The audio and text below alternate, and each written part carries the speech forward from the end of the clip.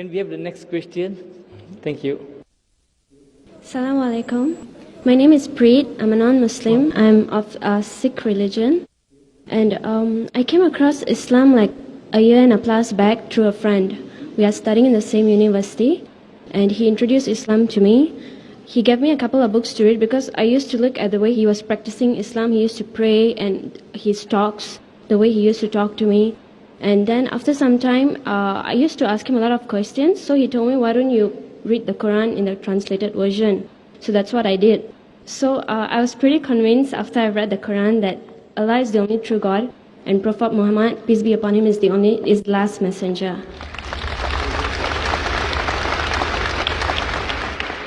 But after some time, my parents came to know about it, and they are very religious. So they are very unhappy that I was diverting into another religion. So they decided to take me to the temple to renew my faith. Despite the fact that I was not very happy, I could not object them because they would scold and raise their voice, and I didn't want to fight with them. So I just agreed, but I did not do it from my heart. I just did it to make them happy, to please them, to avoid any argument and all that. So now I actually want to ask you for an advice. What do I do? How am I supposed to convince my parents? How am I supposed to tell them that I believe this is the religion for me at least?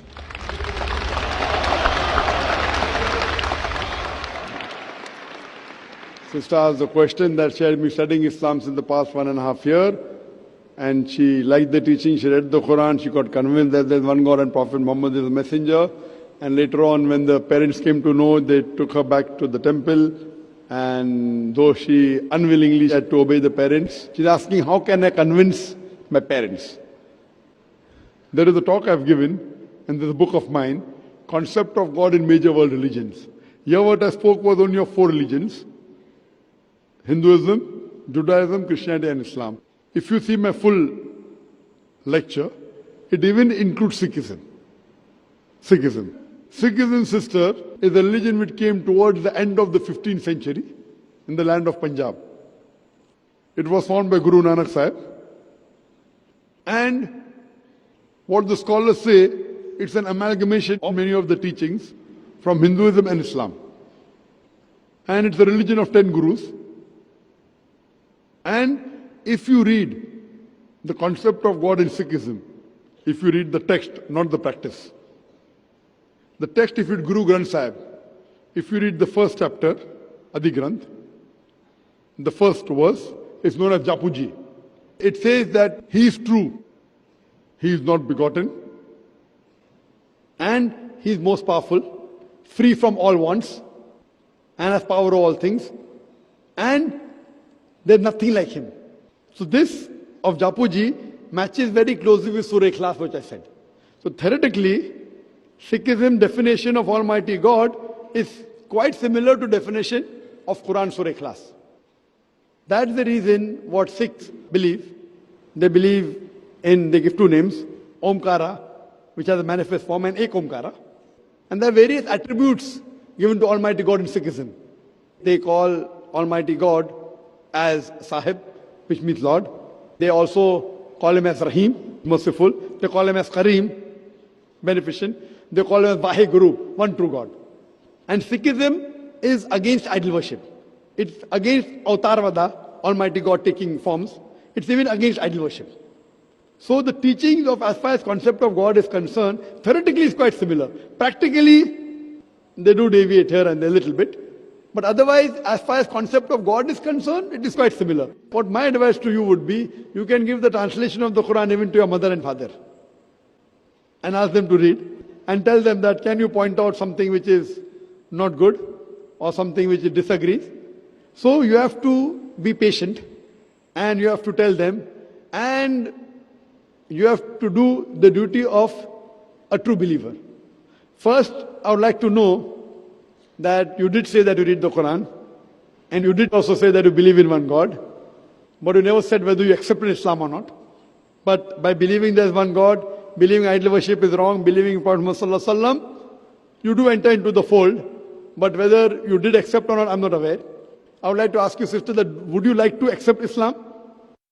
Yes, I would like to, but at this moment, I would want to know how am I supposed to convince my parents first, because I don't want to do something like they are not of the knowledge. And I told my parents that if I'm going to take any step, I will inform you. You will be informed before I take any step. That's right. So what I would request you, as I told you, that you can give my DVDs to your parents. There are various DVDs. And I know that so much of misconceptions there about Islam that most of the non-Muslim would get afraid. Oh, you're becoming a Muslim, that means you're becoming a terrorist.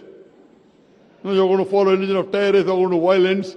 In fact, I always recommend that anyone who becomes a Muslim, especially the youngsters, first thing I tell them that there should be a difference between your behavior, what you did before accepting Islam and after accepting Islam. And as my son Farik, he told in his lecture that paradise lies beneath the feet of your mother. Even for you, sister, your paradise, even if your mother is a non-Muslim, paradise is there beneath the feet of your mother. Whether your mother goes to paradise or not is secondary. You understand, no? Because you have to love your mother, you have to respect your mother. That does not mean that if you become a Muslim, you have to disrespect your mother.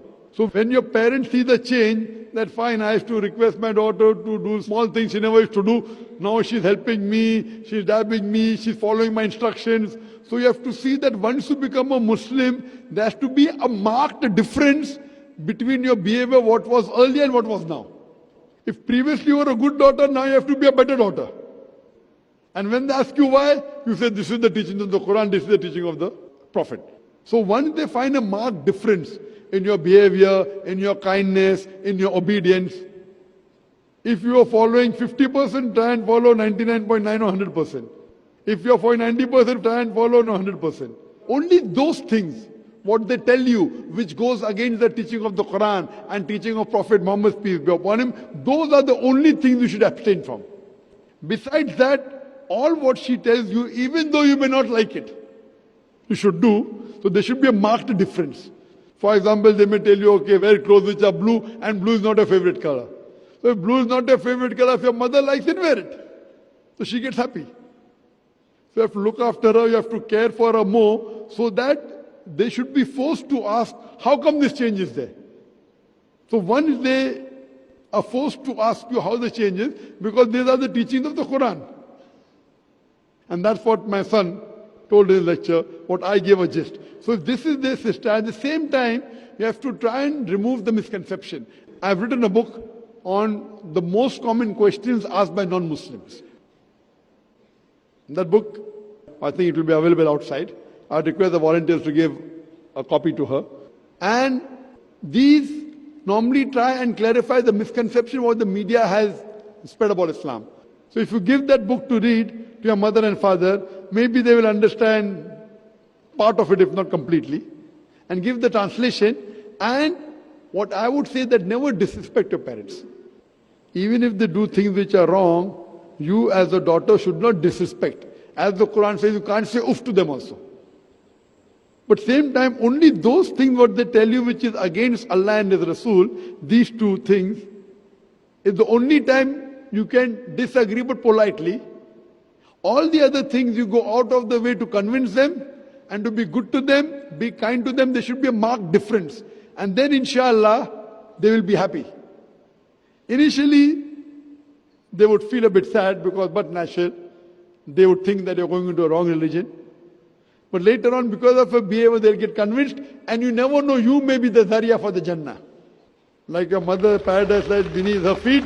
Maybe you may be the Zariya, you may be the path which will lead your parents to paradise. Hope that answers the question, sister. Thank you. Thank you.